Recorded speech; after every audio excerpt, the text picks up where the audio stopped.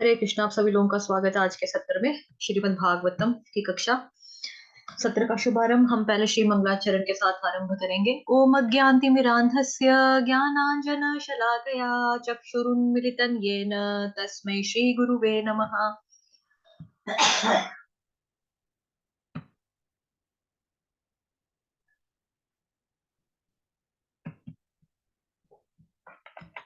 श्री चैतन्य मनोभीष्टं स्थापितं येन भूतले स्वयं रूपः कदा मह्यं ददाति स्वपदान्तिकं।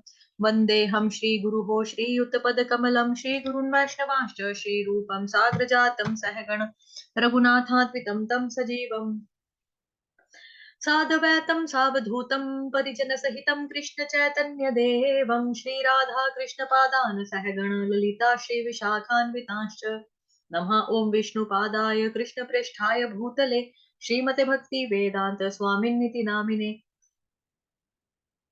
नमस्ते सारस्वते देवे गौरवाणी प्रचारिणे निर्विशेष शून्यवादी पाश्चात्य देश तारिणे नमो महावदन्याय कृष्ण प्रेम प्रदायते कृष्णाय कृष्ण चैतन्य नाम्ने गोत्रषे नमः। हे कृष्ण करुणा सिंधो दीनबंधो जगतपते गोपेश गोपिका कांत श्री राधा कांत नमोस्तुते तप्त कांचन गौरांगी श्री राधे वृंदावनेश्वरी वृषभानुसुते देवी प्रणमामि हरिप्रिये वाञ्छाकल्पतरुभ्यश्च कृपा सिन्धुभयेव च पतितानां पावनेभ्यो वैष्णवेभ्यो नमो नमः। जय श्री कृष्ण चैतन्य प्रभु नित्यानंद श्री अद्वैत गदाधर श्रीवासादि गौर भक्त वृंद हरे कृष्ण कृष्ण कृष्ण हरे हरे हरे राम राम राम हरे हरे हरे कृष्ण कृष्ण कृष्ण हरे राम राम हरे कृष्ण कृष्ण हरे राम हरे हरे हरे कृष्ण कृष्ण हरे राम राम हरे हरे। हरे कृष्ण। आप सभी लोगों का स्वागत है। हमने यहाँ से पढ़ना आज। मेरी आवाज सबको बराबर आ रही है अच्छे से? Thank you thank you thank you माता जी। अतएव विग्रह सभी प्रकार से भगवान से अभिन्न होता है। वे अपने प्रति भक्तों के प्रेम के अनुसार ही अनुक्रिया दिखाते हैं। साक्षी गोपाल की कथा में दो भगवत भक्तों के बीच में पारिवारिक अनबन हो गई तो भगवान ने झगड़ा समाप्त करने तथा अपने सेवकों पर विशेष कृपा दिखाने के लिए वृंदावन से उड़ीसा स्थित विद्यानगर गांव तक अपने अर्चा अवतार के रूप में यात्रा की। वहां से यह विग्रह कटक लाया गया। इसलिए आज भी हजारों तीर्थ यात्री जगन्नाथपुरी जाते समय साक्षी गोपाल मंदिर के दर्शनार्थ आते हैं। महाप्रभु यहाँ रात्रि भर रुके और फिर उन्होंने पुरी के लिए प्रस्थान किया। रास्ते में नित्यानंद प्रभु से उनका संन्यास दंड टूट गया। अतः महाप्रभु उन पर ऊपरी तौर से कुपित हुए और अपने सारे संगियों को छोड़कर अकेले ही पुरी चले गए। पुरी में जब वे जगन्नाथ मंदिर में प्रविष्ट हुए तो वे दिव्य आनंद से अभिभूत होने के कारण मंदिर की फर्श पर अचेत होकर गिर पड़े।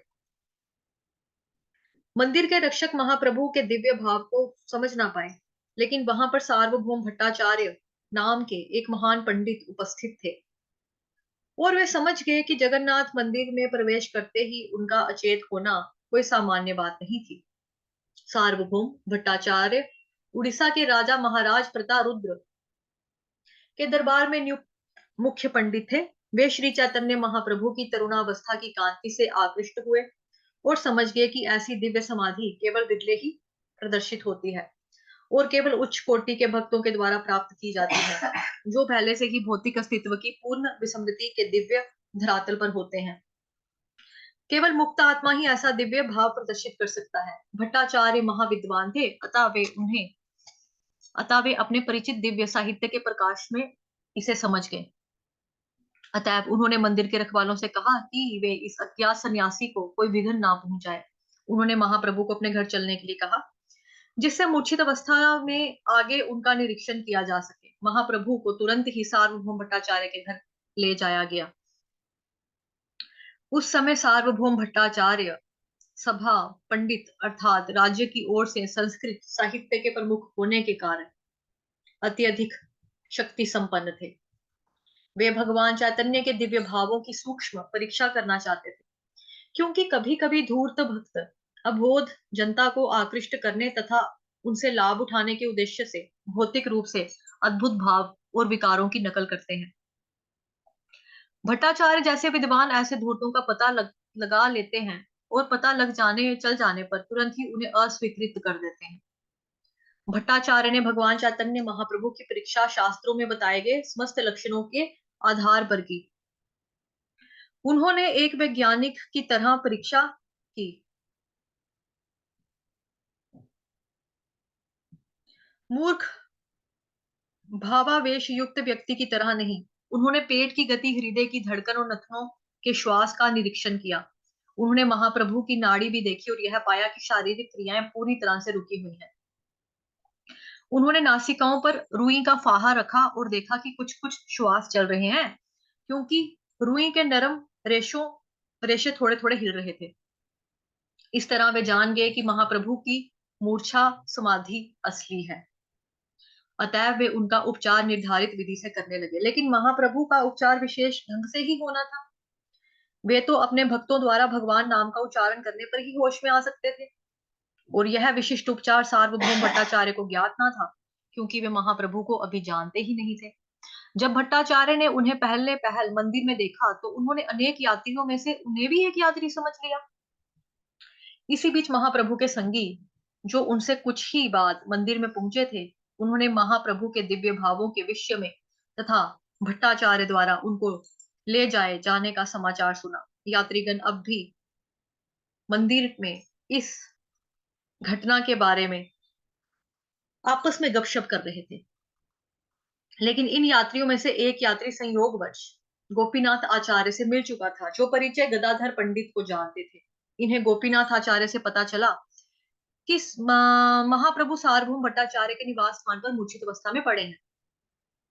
श्री भट्टाचार्य गोपीनाथ आचार्य के साले थे। गदाधर पंडित ने मंडली के सभी सदस्यों का परिचय गोपीनाथ आचार्य से करवाया, जो उन्हें भट्टाचार्य के यहाँ ले गए, जहां महाप्रभु आध्यात्मिक समाधि में मूर्छित पड़े थे। तब मंडली के सभी सदस्यों ने सदा की भांति हरि नाम का जोर जोर से उच्चारण किया। इससे महाप्रभु की पुनः चेतना प्राप्त हो गई। तो आप सबको याद होगा, जब हमने बुक शुरू की थी श्रीमद् भागवतम महापुराण पढ़ना, तो उसमें भी जब परिचय के बारे में बताया जा रहा है, अभी भी वही चल रहा है महाप्रभु के बारे में, चैतन्य महाप्रभु के बारे में, कि जब चैतन्य महाप्रभु का जस्ट बर्थ होता है तो वो रोते रहे रोते रहे रोते रहे रोते रहे। तो एक सियाने जो होते हैं, मतलब कि गांव के जो पंडित होते हैं, वो आते हैं, जब उनको छाती से लगाते हैं तो देखते हैं कि ये तो कोई नॉर्मल बालक नहीं है, और ये जो है, इसकी जो आत्मा है, जो इसकी चेतना है, वो हरि का नाम सुनने के लिए तड़प रही है। तो जैसे ही उन्हें हरि बोल हरि बोल हरि बोल हरि बोल का उच्चारण किया, हरि हरि नाम का उच्चारण किया, तो महाप्रभु एकदम से चुप हो गए। तो यहाँ पर भी जब उनकी तबीयत बहुत ज्यादा खराब थी, तो हरे कृष्ण महामंत्र का जाप यानी कि हरि नाम का जो जोर जोर से उच्चारण किया, तो महाप्रभु की पुनः चेतना वापिस आ गई। तत्पश्चात भट्टाचार्य ने मंडली के समस्त सदस्यों का स्वागत किया, जिनमें नित्यानंद प्रभु भी सम्मिलित थे, और उन सबों से आतिथ्य स्वीकार करने के लिए कहा। तब महाप्रभु सहित मंडली समुद्र में स्नान करने गई, और भट्टाचार्य ने काशी मिश्र के घर में उनके रहने तथा भोजन की व्यवस्था भी कर दी। उनके बहनोई गोपीनाथ आचार्य ने भी मदद की। उन साले बहनोई दोनों में महाप्रभु की दिव्यता को लेकर मैत्रीपूर्ण बातें होती रही, और गोपीनाथ आचार्य ने अपने पूर्व परिचय के कारण अपने तर्कों से स्थापित करना चाहा कि महाप्रभु स्वयं भगवान है, और भट्टाचार्य ने उन्हें एक महान भक्त सिद्ध करना चाहा। शास्त्रों की दृष्टि से दोनों अपने अपने तर्क देते रहे। वे किसी भावुकता से प्रेरित नहीं थे। ईश्वर के अवतारों को प्रमाणिक शास्त्रों के आधार पर निश्चित किया जाता है, ना कि मूर्ख सिरफिरों के जनमतों से। भगवान चैतन्य ईश्वर के वास्तविक अवतार थे, किंतु सिरफिरों ने इस युग में शास्त्रों का हवाला दिए बिना ही अनेक तथाकथित ईश्वरों अवतारों की घोषणा कर दी है। लेकिन सार्वभौम भट्टाचार्य या गोपीनाथ आचार्य ऐसी मूर्खतापूर्ण भावुकता से प्रेरित नहीं हुए थे। इसके विपरीत इन उन दोनों ने इनकी दिव्यता को प्रमाणिक शास्त्रों के बल पर स्थापित करने या अस्वीकार करने का प्रयत्न किया। बाद में यह पता चला कि भट्टाचार्य भी नवद्वीप क्षेत्र के रहने वाले थे, और उनसे यह ज्ञात हुआ कि भगवान चैतन्य के नाना नीलांबर चक्रवर्ती सार्वभौम भट्टाचार्य के पिता के सहपाठी थे। इस रूप में तरुण सन्यासी चैतन्य महाप्रभु के प्रति भट्टाचार्य का वात्सल्य उत्पन्न हुआ। भट्टाचार्य महाशय शंकराचार्य संप्रदाय के अनेक सन्यासियों के प्राचार्य थे, और वे स्वयं भी उसी संप्रदाय से जुड़े थे। अतः भट्टाचार्य चाहने लगे कि यह तरुण सन्यासी भगवान चैतन्य भी उनसे वेदांत के उपदेश सुने।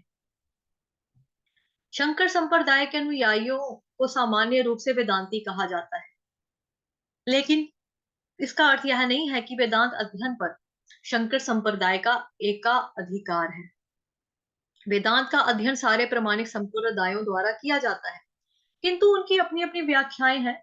लेकिन शंकर संप्रदाय वाले सामान्यतः वेदांती वैष्णवों के ज्ञान के बारे में अनजान रहते हैं। इसलिए सर्वप्रथम रचयिता को वैष्णवों ने भक्ति वेदांत उपाधि से विभूषित किया। महाप्रभु ने भट्टाचार्य से वेदांत पर शिक्षा ग्रहण करनी स्वीकार कर ली और वे दोनों भगवान जगन्नाथ के मंदिर में साथ साथ बैठते थे। भट्टाचार्य 7 दिनों तक लगातार बोलते रहे और महाप्रभु उन्हें ध्यान से सुनते रहे, लेकिन उन्होंने कुछ प्रतिभाव नहीं किया। महाप्रभु की चुप्पी ने भट्टाचार्य के मन में संदेह उत्पन्न कर दिया।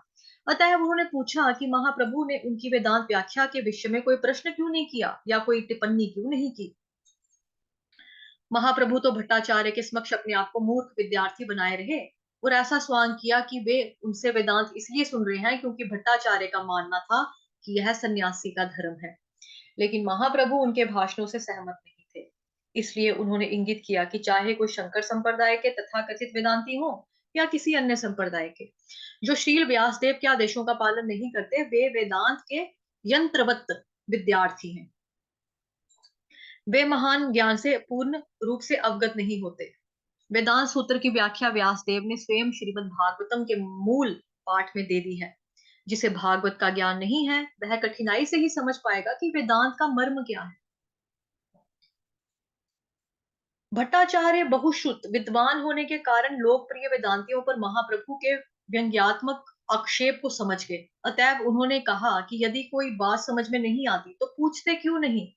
भट्टाचार्य उनके इतने दिन तक मौन रहने का प्रयोजन समझ गए। इससे यह स्पष्ट हो गया कि महाप्रभु के मन में कुछ और था। अतः भट्टाचार्य ने उनसे प्रार्थना की कि वे अपने मन की बात प्रकट कर दें। इस पर महाप्रभु इस प्रकार बोले, हे महाशय, मैं तो वेदांत सूत्र के जन्मादस्य यतः शास्त्र योनित्वात् तथा अथातो ब्रह्म जिज्ञासा जैसे श्लोकों के अर्थों को तो समझता हूँ, लेकिन जब आप इनकी व्याख्या अपने खुद के ढंग से करते हैं तो इन्हें समझ पाना मेरे लिए कठिन हो जाता है। अभी ये जो यहाँ पे चर्चा आई है ना इस चीज की, जो ये श्लोक आया है यहाँ पे, जन्मदा, ये वाला जन्माद्यस्य यतः, ठीक है, ये वाला अथातो ब्रह्म जिज्ञासा, ये पहला श्लोक है, मतलब श्रीमद् भागवतम का पहला कैंटो का पहला ही श्लोक है। ये हम पढ़ेंगे जब हम पहुंचेंगे वहां तक तो हम पढ़ लेंगे, ठीक है, उसी के बारे में अभी मैंने ये। लेकिन जब आप इनकी व्याख्या अपने खुद के ढंग से करते हैं तो उन्हें समझ पाना मेरे लिए कठिन हो जाता है। सूत्रों का नॉट रिस्पॉन्डिंग, एक सेकेंड। सूत्रों का प्रयोजन पहले से ही उनमें वर्णित है, लेकिन आपकी व्याख्याएं उन्हें किसी और बात से प्रच्छन्न कर देती हैं। आप जानबूझकर सूत्रों का सीधा अर्थ ग्रहण ना करके अप्रत्यक्ष रूप से अपनी व्याख्याएं देती हैं। अप्रत्यक्ष रूप हो गया इनडायरेक्ट वे में, मतलब कि जो व्याख्या तो है लेकिन समझ में तो नहीं आ रहा ना, किसी के बात क्लियर नहीं हो रही। क्लियर कट बात हो अगर शास्त्रों में तो हमको समझने में आसानी हो जाती है कि हाँ इस बात का ये मतलब है। लेकिन वहां पर क्या हो रहा है, आप जानबूझकर सूत्रों का सीधा, सूत्र किसको बोलते हैं, जैसे टेक्निकल लैंग्वेज में अगर मैं आपको बोलूं, जैसे हम कंप्यूटर सब जानते हैं, कंप्यूटर्स में हम लोगों ने पढ़ी हुई है सी लैंग्वेज, सी प्लस प्लस, जावा वगैरह, जो उसमें सिंटैक्स होता है। सिंटैक्स का मतलब होता है जो रूल है, जो फॉर्मूला लिखने का ढंग है, उस चीज को पुरानी भाषा में अगर हम देखा जाए तो वो बोला गया सूत्र। सूत्र का मतलब कि एक तरह का उसका कि मतलब कि कैसे है, क्या अर्थ है, क्या मतलब है उस चीज का, कैसे उसका उच्चारण होगा, जो ये श्लोक लिख दिया गया है उसका मतलब क्या है, ये वाली चीज यहाँ पर इसके आगे ऐसा क्यों आया है, उस चीज को मतलब एक तरह का सिंटैक्स, उसको बोला गया यहाँ पे सूत्र। आप जानबूझकर सूत्रों का सीधा अर्थ ग्रहण ना करके, कि सूत्र है तो सूत्र के हिसाब से एक मतलब जो है, अर्थ जो है वो रियल रियल में सीधा सीधा पता लग जाना चाहिए। लेकिन आपका क्या है तरीका, अप्रत्यक्ष रूप से आप अपनी व्याख्याएं देते हैं, अप्रत्यक्ष रूप से इनडायरेक्ट वे में व्याख्याएं देते हैं जो समझ से परे हैं लोगों की। इस प्रकार महाप्रभु ने उन सारे वेदांतियों पर आक्रमण किया जो अपने निजी स्वार्थ की पूर्ति के उद्देश्य से सीमित चिंतन शक्ति के अनुसार अपनी वेदांत सूत्रों की व्याख्या कलात्मक रूप में करते हैं। तो महाप्रभु ने क्या किया, सारे वेदांतियों पर आक्रमण किया। आक्रमण का मतलब यहाँ पर वो नहीं है कि उनको साथ मारपीट करनी शुरू कर दी, भाला या चाकू लेके आक्रमण कर दिया, मतलब कि बात बात में, मतलब कि जैसे डिस्कशन होती है, डिस्कशन के वे में, जैसे डिस्कशन एक शीत ढंग से होगी, शीतल कूल डाउन मतलब कूल तरीके से होगी, एक जो होगी वो हॉट डिस्कशन जो होगी, टॉपिक जो उनको मिल गया वो थोड़ा सा हो गया कि जिसपे थोड़ा सा मतलब चर्चा चर्चा का विषय तो है, लेकिन तर्क भी आ रहे हैं और लॉजिक भी बराबर से बताए जा रहे हैं।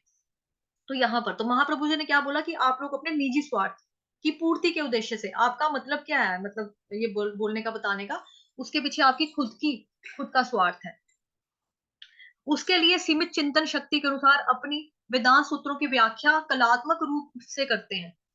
मतलब कि सुनने वाले को लगता तो है कि हाँ इनको पता है, नॉलेज है, ज्ञान है, तो कलात्मक रूप की मतलब उसमें क्या, एक आर्ट है, व्याख्या करने का भी आपका एक आर्ट है, कला है। लेकिन कला एक ऐसी है कि जो समझ में तो नहीं आ रहा और वो क्लियर नहीं है, और उसके पीछे जो आपका उद्देश्य है वो है स्वार्थ का। यहाँ पर वेदांत सूत्र जैसे प्रमाणिक साहित्य की अप्रत्यक्ष व्याख्याओं की महाप्रभु द्वारा भर्त्सना की गई है। तो महाप्रभु जी ने उसको एक तरह से उसको बुरा कहा है कि ये ठीक नहीं है, ये बात सही नहीं है, क्योंकि प्रमाणिक साहित्य है तो उसकी जो व्याख्या है वो डायरेक्ट वे में होनी चाहिए ताकि लोगों को समझ आ सके। और ये बात जो है ये वैसे भी कलयुग जस्ट जब स्टार्ट हुआ था तब की बात है। तो आज की डेट में तो हमको सिंपल व्याख्या भी समझने में प्रॉब्लम हो जाती है। तो उस दौर में अगर देखा जाए तो कितना ज्यादा तब भी लोगों को टफ लग रहा था। ठीक है, आने वाले समय में तो और भी लगता है। महाप्रभु ने आगे कहा कि श्रील व्यास देव ने वेदांत सूत्र में उपनिषदों के मंत्रों के प्रत्यक्ष अर्थों का सारांश दे दिया है। दुर्भाग्यवश आप उनके प्रत्यक्ष अर्थों को ग्रहण नहीं कर रहे हैं, आप अप्रत्यक्ष रूप से उनका अर्थ भिन्न प्रकार से ग्रहण कर रहे हैं। तो वो डिफरेंट ही मीनिंग निकाल रहे हैं, जबकि व्यास देव जी ने सीधा सीधा मतलब बताया है, व्याख्या। वेदांत के प्रमाणों को चुनौती देने की कोई गुंजाइश नहीं है और इसमें संशय का कोई प्रश्न नहीं है। जो कुछ वेदों में कहा गया है उसे पूरा पूरा स्वीकार करना चाहिए, अन्यथा यह वेदों के प्रमाण को चुनौती देना है। तो वेदों में जो लिखा है, वेद शास्त्र जो है बेसिकली हमारी माँ का कार्य करते हैं। तो जिस तरह से हमें हमारी मदर के ऊपर श्रद्धा होती है कि जब हम पूछते हैं कि मम्मा पापा कौन है, तो मम्मा बताती है कि ये आपके पापा है, बचपन से ही, है ना। सिमिलरली जो वेद है, जो शास्त्र है, ये हमारी माता की तरह है, जो हमको बताती है कि परम पिता कौन है, यानी कि भगवान कौन है, भगवान के बारे में हमें बताते हैं। तो वेदों के प्रमाण को चुनौती देने की गुंजाइश नहीं है कि हम उसको चैलेंज करें, यार क्या है वेद, क्यों है, ऐसा कुछ नहीं है। और ना ही उसमें कोई डाउट का कोई सवाल उठता है। ठीक, जो कुछ वेदों में कहा गया उसे पूरी पूरी तरह से स्वीकार करना चाहिए, और अगर कोई बंदा उसको स्वीकार नहीं कर रहा है तो अन्यथा ये वेदों के प्रमाण को चुनौती देना है। श्रीमद् भगवत गीता में भी हमने पढ़ा था ना एक श्लोक जिसमें बताया जा रहा था कि वेदों का संकलन करता भगवान कृष्ण कह रहे हैं कि मैं हूँ, वेदों के द्वारा जानने लायक कोई अगर चीज है तो वो मैं हूँ, वेदों में अगर किसी के बारे में लिखा है तो वो मैं हूँ। तो थोड़ा सा घुमाया हुआ है, बट रियल जो ज्ञान है वो वही है। लेकिन हम लोग क्या करते हैं, वो कहते हैं लोग, आधे लोग, मतलब हम तो नहीं, कुछ लोग जो है वो कहते हैं कि भगवत गीता बाद में आई, 5,000 साल पहले आई। क्यों? क्योंकि 5,000 साल पहले की बात है, कुरुक्षेत्र में लड़ाई हुई थी तो अर्जुन को भगवान जी ने ज्ञान दिया। आधे लोग तो ये भी नकार देते हैं कि कृष्ण जो है वो भगवान है। ठीक, दूसरी चीज वो ये बोलते हैं कि भगवत गीता से जो पहले है ना वो तो वेद ही थे, तो हम वेद को मानेंगे। वेद किसने लिखे हैं? ऋषि वेद व्यास ने लिखे हैं। भगवत गीता किसने लिखी है? वेद व्यास ने लिखी है। लेकिन वो भगवत गीता को नकारते हैं, लेकिन वेद व्यास के द्वारा जो पहले वाले लिखे हैं वेद, 4 वेद जो है उनको वो मानेंगे। तो ऐसा तो नहीं है कि भगवत गीता किसी अरे गहरे नथु खैरे ने लिख दी थी, या किसी के पास काम था नहीं तो उसने सोचा चलो ये लिख दूंगा, थोड़े बहुत पैसे मिल जाएंगे मेरे को, ऐसा ऐसी बात तो नहीं थी ना वहां पे भी। वो भी वेद व्यास ने लिखा है, वो भी वेद व्यास ने लिखा है। हम लोग वेद व्यास के वेदाओं को भी मानते हैं, हम लोग जो है वेद व्यास का जो ग्रंथ राज श्रीमद् भागवतम महापुराण है उसको भी मानते हैं, भगवत गीता जो है उसको भी मानते हैं, हम लोग सबको मानते हैं। तो शंख तथा गोबर दो विभिन्न जीवों के हाड़ तथा विष्ठा है। ओके, ठीक है। लेकिन चूंकि वेदों ने इन्हें शुद्ध कहा है, अतएव लोग इसे इस तरह स्वीकार करते हैं क्योंकि वेद प्रमाण है। तो यहाँ पे दो बड़े बड़े एग्जाम्पल दिए गए हैं, शंख और गोबर, दो विभिन्न जीवों की हाड़ तथा विष्ठा है। मतलब कि कैसे बनते हैं उसके बारे में बता दिया। कि गोबर कैसे बना। गोबर मतलब कि काऊ डंग जो है कैसे हुआ, मतलब कि काऊ ने गोबर किया तो गोबर है। लेकिन हम लोग अगर नॉर्मल लोग अपना देखेंगे तो पॉटी होगी। लेकिन गाय की जो गोबर है उसको क्या बोला गया, शुद्ध बोला गया है। लक्ष्मी का वास बताया जाता है गाय के उसमें गोबर में, है ना।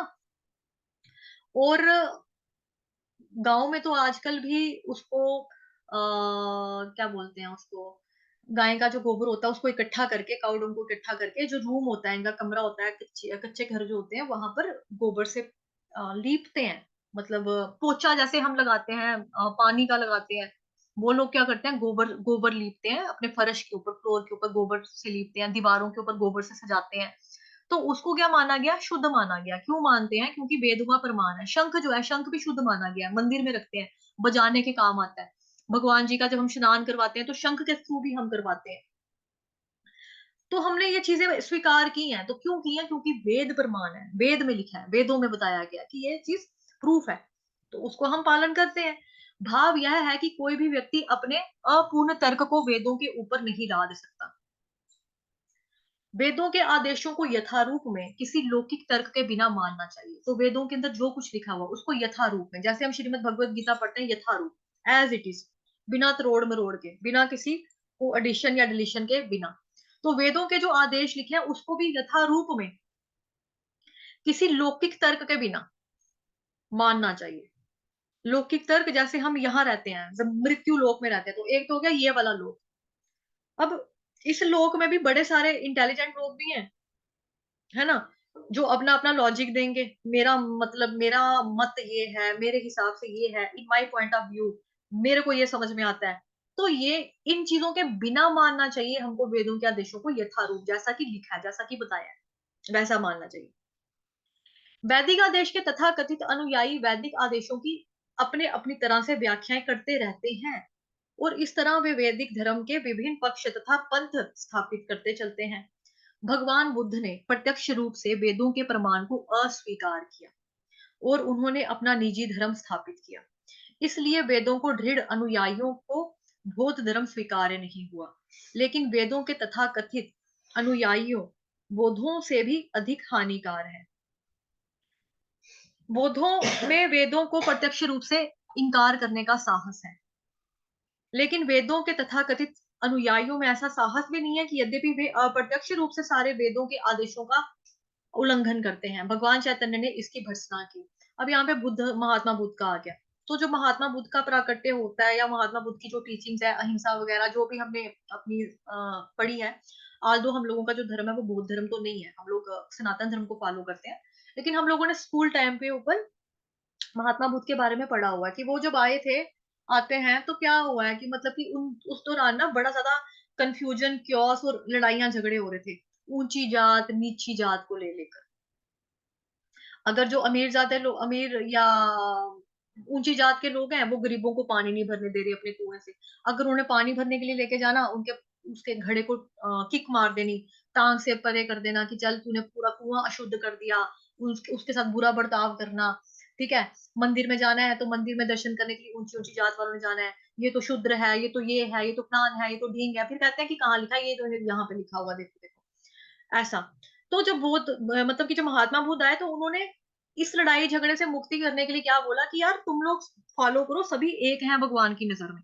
भगवान की नजर में ऊंच नीच, गरीब अमीर, ऊंची जात नीची जात नहीं है। और भगवान जी ने जो वर्गीकरण भी बताया, जैसे कृष्ण भगवान ने श्रीमद् भगवत गीता में जो बताया गया वर्ण आश्रम धर्म के बारे में बताया, उसको जो किया है वो गुण और कर्म के अनुसार विभाग किया है। उसमें ये कहीं नहीं लिखा कि राजा का बेटा ही राजा बनेगा, फौजी का बच्चा ही फौजी बनेगा, टीचर का बच्चा ही टीचर बनेगा, डॉक्टर का बच्चा ही डॉक्टर बनेगा, एक्टर का बच्चा ही एक्टर बनेगा। ऐसा रियल में नहीं होता। और हम समाज में चाहे तो हम देख भी सकते हैं, जैसे हम राकेश रोशन को देखें तो वो बहुत ही फ्लॉप था अपने समय पे, ऋतिक रोशन को देखें तो वो हिट है, अमिताभ बच्चन को देखें तो वो हिट था, अभिषेक बच्चन को देखें तो वो फ्लॉप है। तो गुण और कर्म के हिसाब से इंसान को अपना काम जो है वो चूज करना चाहिए। अगर कोई इंसान जो है महा डरपोक है, लेकिन हम बोले नहीं, ये ब्रिगेडियर का बच्चा है, इसको इंडियन आर्मी में डालेंगे, इसमें आ जाएगी ताकत, कोई बात नहीं, वो बेचारा खून को देख के उल्टी कर देगा, उसके साथ गोली पकड़ने में उसके हाथ पैर कांपेंगे। कोई आएगा उसको पाकिस्तानी फौजी मारने, वो पहले सरेंडर कर देगा। तो वो उसका गुण और कर्म के हिसाब से तो फिर वो फौजी नहीं ना गिनोएगा, वो क्या माना जाएगा। उसने तो सरेंडर कर दिया भाई, मतलब कि मैं है ही नहीं है, वो क्वालिटी ही नहीं है कि वो देश की रक्षा कर सके। ऐसे ही कोई ब्राह्मण है, ब्राह्मण का काम क्या होता है कि पढ़ना और पढ़ाना। पहले खुद वो नॉलेज गेन करता है, उसके बाद वो ज्ञानी, मतलब उसको नॉलेज मिल जाती है, शास्त्रों की नॉलेज मिल जाती है, फिर वो आगे दूसरों को प्रचार करता है, आगे दूसरों को वो बताता है। लेकिन ब्राह्मण का कार्य क्या है, ब्राह्मण ब्राह्मण को फॉलो भी करना चाहिए, मतलब कि जो उनके उसमें लिखा है, मतलब मीट अंडा नहीं खाना, मतलब ऐसे नियमों का। लेकिन आजकल की डेट में हम क्या देखते हैं, ब्राह्मण जो है वो खा रहे हैं। आजकल की डेट में हम क्या देख रहे हैं, ब्राह्मण ये चीजें कर रहे हैं, कलयुगी ब्राह्मण। तो ऐसी चीजों में जो महात्मा बुद्ध आते हैं, तो उन्होंने इन लड़ाई झगड़ों को खत्म करने के लिए ये चीजों के थोड़ा सा किया, बताया। ठीक है। तो भगवान महाप्रभु, जो भगवान चैतन्य महाप्रभु है, उन्होंने भी इसकी भर्त्सना की है। यद्यपि वे अप्रत्यक्ष रूप में वेदों के सारे आदेशों का उल्लंघन करते हैं, भगवान चैतन्य ने इसकी भी भर्त्सना की है। इस प्रसंग में महाप्रभु द्वारा दिए गए शंख तथा गोबर के उदाहरण अत्यंत युक्ति संगत है। यदि कोई यह तर्क करे कि चूंकि गाय का गोबर शुद्ध है, अतः विद्वान ब्राह्मण का मल उससे भी अधिक पवित्र है, तो उसका यह तर्क स्वीकार्य नहीं होगा। गोबर तो मान्य होगा, किंतु उच्च पद आसीन ब्राह्मण का मल अमान्य होगा। ठीक है। अभी यहाँ पर युक्ति, मतलब उन्होंने क्या एक ट्रिक दिया, युक्ति संगत, एक मतलब कि उदाहरण जो है वो पूरा बताया कि देखो, जो गोबर, गाय के गोबर की अगर बात करें कि हाँ भाई वो ठीक है, वो पवित्र है, वो शुद्ध है।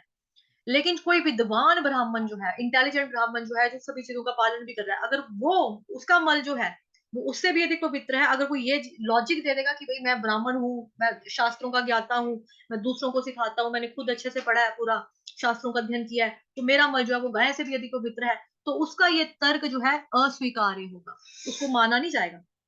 गोबर तो मान्य होगा, गोबर को तो मिलेगी, हाँ भाई हाँ ठीक है। लेकिन किंतु उच्च पद आसीन, अगर कोई ऊंचे पद के ऊपर आसीन ब्राह्मण भी बैठा हुआ है, तो उसका जो मल है वो अमान्य होगा। ठीक। वैदिक आदेश स्वतः प्रमाण है, और यदि कोई संसारी प्राणी वेदों की व्याख्याओं को समंजित करता है, तो वह उसके प्रमाण को चुनौती देता है। अपने आप को शील व्यासदेव की अपेक्षा अधिक बुद्धिमान समझना मूर्खता है। अभी वेदों के बारे में बताया कि वेद जो है वो स्वतः ऑटोमेटिकली वो क्या है, बाय डिफॉल्ट क्या है, पहले से ही इनबिल्ट है, सारा कुछ शास्त्रों में जो लिखा गया वो क्या है, प्रमाण है, प्रमाणिक है। और अगर कोई संसारी प्राणी, हम जैसे लोग, वेदों की व्याख्याओं का समंजित करता है और उनके प्रमाणों को चुनौती देता है, अपने आप को शील व्यास देव की अपेक्षा अधिक बुद्धिमान समझता है, तो ऐसा करना क्या है, मूर्खता है। उन्होंने अपने सूत्रों में पहले ही अपनी बात कह दी है, अतएव कम महत्वपूर्ण व्यक्तियों की से सहायता लेने की आवश्यकता नहीं है। वेदांत सूत्र नामक उनकी यह कृति मध्याह्न सूर्य की भांति प्रकाशित है, और जब कोई सूर्य सदृश स्वयं प्रकाशित वेदांत सूत्र पर अपनी खुद की व्याख्या करना चाहता है, तो वह सूर्य को अपनी कल्पना के बादल से प्रच्छन्न करने का प्रयास करता है। उद्देश्य की दृष्टि से वेद और पुराण एक ही हैं। वे उस परम सत्य का समर्थन करते हैं जो अन्य प्रत्येक वस्तु से महान है। अतः परम सत्य का साक्षात्कार अंततः भगवान के परम व्यक्तित्व के रूप में होता है, जो परम नियंता है। अतः परम भगवान ऐश्वर्य, शक्ति, ख्याति, सौंदर्य, ज्ञान और त्याग से परिपूर्ण होना चाहिए। तथापि आश्चर्य है कि दिव्य भगवान के व्यक्तित्व को निराकार समझा जाता है। अभी समझने सोचने वाली बात यह है यहाँ पर, उद्देश्य की दृष्टि से, उद्देश्य का मतलब कि लक्ष्य क्या है, वेद भी है और पुराण भी है, ये एक ही है, मकसद इन दोनों का सेम। वे उस सुप्रीम ट्रुथ का समर्थन करते हैं, उसको सपोर्ट करते हैं, जो अन्य प्रत्येक वस्तु से महान है। यानी कि यहाँ पर भगवान के बारे में बात हो रही है, उस चीज को ये मानते हैं कि जो हम लोगों की शक्तियों से परे है, जो हम लोगों से अलग है, बिल्कुल परम सत्य का समर्थन करते हैं, जो प्रत्येक वस्तु से महान है। अंततः परम सत्य का साक्षात्कार, सुप्रीम ट्रुथ का जो रियलाइजेशन है, अंततः भगवान के परम व्यक्तित्व के रूप में होता है।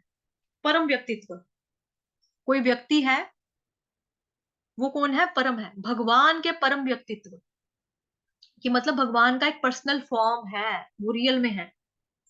और वो बंदा, अगर कोई बंदा होगा तो कोई कंट्रोल करेगा ना, जो परम नियंता है। जैसे हम लोग छोटे हैं, छोटे थे जब, मान लो बच्चे हैं, बच्चा कोई होता, छोटा होता है, उसके पापा ऑफिस में होते हैं, ठीक है, बच्चा बच्चा घर में मम्मी को तंग करता है तो मम्मी क्या बोलती है, आने दे तेरे पापा को, पापा ने बोला था अगर ये पढ़ के जाए, पूरा पढ़ लेगा तो फिर इसको खेलने के लिए भेज देना। अब पापा घर पे तो नहीं है, लेकिन पापा का व्यक्तित्व तो है ना, कि हमको पता है कि पापा है कौन है, पापा शाम को आएंगे तो गुस्सा कर देंगे। क्यों? तो फिर वहां पे क्या हो रहा है कि घर में कोई कंट्रोल करने वाला है। अब यहाँ पर भगवान के परम व्यक्तित्व के रूप में होता है जो परम नियंता है, दैट मीन्स कि भगवान रियल में है, तभी तो वो सुप्रीम कंट्रोलर है। अगर वो होंगे नहीं तो कंट्रोल कैसे कर सकते हैं? अतः परम भगवान जो है वो ऐश्वर्य, शक्ति, ख्याति, सौंदर्य, ज्ञान और त्याग से परिपूर्ण होना चाहिए। तो भगवान जी के षड ऐश्वर्यों के बारे में यहाँ पे चर्चा आ रही। 6 ऐश्वर्य कौन कौन से हो गए? शक्ति, ख्याति, सौंदर्य, ज्ञान, त्याग से परिपूर्ण होना चाहिए। तथापि आश्चर्य है कि दिव्य भगवान के व्यक्तित्व को निराकार समझा जाता है। तब भी लोगों का क्या है कि लोग जो है वो सोचते हैं कि भगवान जी का कोई अस्तित्व नहीं है, या फिर कोई पर्सनल फॉर्म नहीं है, या फिर भगवान जो है वो निराकार है, वो समझते हैं, लोग समझते हैं, लेकिन ये चीज गलत है। क्योंकि अगर कोई है चीज साकार रूप में, जो चीज होती है तो उससे निराकार निकलता है। जैसे सूरज है, साकार रूप में है, लेकिन सूरज की हमको घरमाहट जो है, जो धूप है, हम उसको पकड़ पकड़ तो नहीं सकते, लेकिन फील तो करते हैं ना। लेकिन आया कहाँ से? रोशनी जो आई है, जो किरणें आई है, जो गर्माहट आ रही है, जो तपश आ रही है धूप की, जिसमें हम धूप में खड़े रहेंगे, हमको पसीना भी आएगा, कपड़े हम धोकर डालते तो सूख जाते हैं। कुछ कई बारी हम धनिया, पुदीना ऐसे चीजें भी सुखाने के लिए रखते हैं, मसाले सुखाने के लिए रखते हैं, सूख जाते हैं। तो उस वे में हमको साकार रूप में तो दिख नहीं रहा है, लेकिन निराकार रूप में दिखाई दे रहा है। बट सूरज की अपनी एक फॉर्म है जो कि साकार रूप में है। ऐसे ही हमको फूलों की खुशबू जो है, खुशबू जो है वो निराकार है, लेकिन फूल है तो हमें खुशबू आ रही ना। तो साकार रूप क्या हो गया? फ्लावर, फूल है तो हमको खुशबू आ रही है। तो दैट्स वाई यहाँ पर यही चीज बताई जा रही है कि भगवान का पर्सनल फॉर्म है, वो खुद है, एक व्यक्ति है भगवान, परम पुरुषोत्तम है। ठीक है। अगर हम भगवान की बात करें तो पूर्ण पुरुषोत्तम है भगवान। तो उनके अंदर षड ऐश्वर्य जो है वो पाए जाते हैं, 64 कलाएं जो है वो पाई जाती हैं, तो उनका साकार रूप है। तो निराकार रूप भी उनका मिलता है हमें हर जगह, लेकिन उसके लिए हमको पहले ये मानना पड़ेगा ना कि साकार है, साकार से निराकार निकला, लेकिन निराकार से साकार कभी नहीं आता। वेदों में परम सत्य का निराकार वर्णन परम पूर्ण की भौतिक धारणा का निराकरण करने के लिए किया जाता है।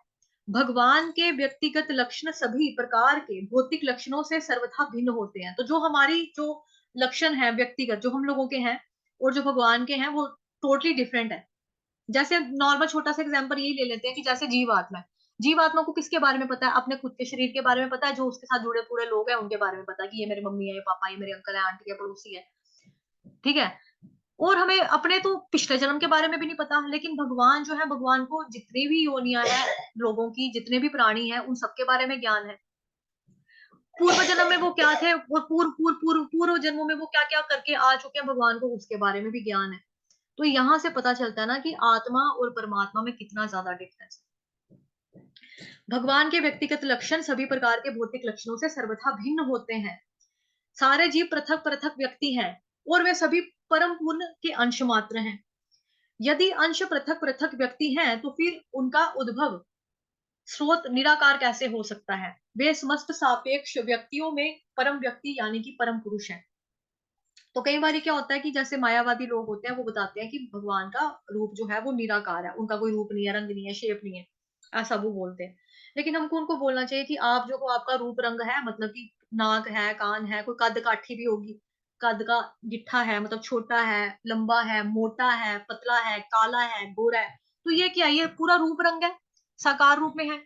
आपके पापा का रूप रंग है, हाँ उनका भी है, दादू का है, हाँ उनका भी है, परदादे का है, हाँ देखे नहीं पर उनका भी होगा, लक्कड़ दादे, हाँ उनका भी होगा।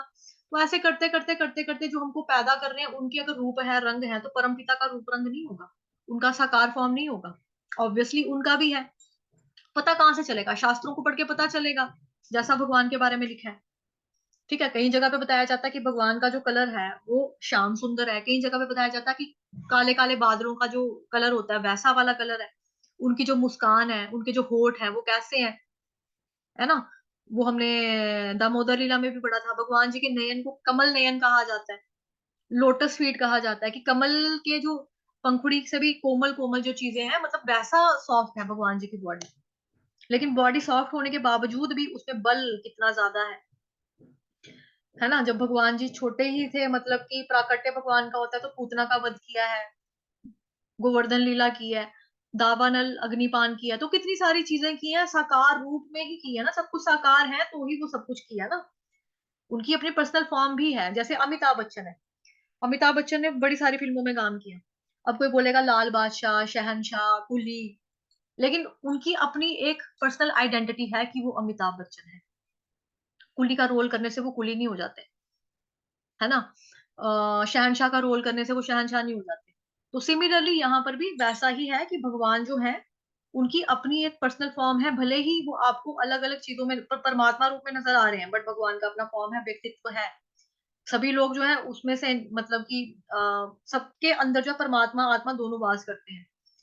लेकिन यहाँ पे जैसा लिखा है, ये देखो, वापस चलते हैं थोड़ा सा। वेदों में परम सत्य का निराकार वर्णन परम पूर्ण की भौतिक धारणा का निराकरण करने के लिए किया जाता है। भगवान के व्यक्तिगत लक्षण सभी प्रकार के भौतिक लक्षणों से सर्वथा भिन्न होते हैं। सारे जीव पृथक पृथक व्यक्ति हैं। जैसे मैं हूं, मैं अलग हूं, आप हो, आप अलग हो, रिया माता जी अलग है, विनीता माता जी अलग है, स्वर्णा माता जी अलग है, बबली माता जी अलग है, लेकिन हम सभी परम पूर्ण के अंश मात्र हैं। ठीक है। यदि अंश पृथक पृथक व्यक्ति है, तो फिर उनका उद्भव स्रोत निराकार कैसे हो सकता है? क्योंकि हम लोग हैं तो हमारी अपनी फॉर्म है, हम लोगों के नाम, जैसे बबली माता, गोविंद जाट, जैसे जितने भी लोग यहाँ पर हैं, हर एक का नाम ही लूंगे, बहुत सारे लोग हैं, तो सबका अपना अपना रूप है, रंग है, कुछ ना कुछ है ना। तो जहां से हम निकल रहे हैं, जब हम क्या कहते हैं कि परम पिता श्री कृष्ण भगवान है, परम पुरुष है, ठीक, तो उनका स्रोत, वो सोर्स जो है वो निराकार कैसे हो सकता है? बेसमस्त सापेक्ष व्यक्तियों में परम व्यक्ति परम पुरुष है। यहीं तक रखेंगे, लेस देन 1 मिनट हो चुका है, खत्म हो जाएगा अभी। जिनके घर में शोर नहीं है वो हैंड रेस करो, तो प्रार्थना पढ़ लेते हैं, जिनके घर में शोर नहीं है। ओम पूर्णमदः पूर्णमिदं पूर्णात् पूर्णमुदच्यते। पढ़ो माता जी। पूर्णस्य पूर्णमादाय पूर्णमेवावशिष्यते। ओम शांति शांति शांति। ओम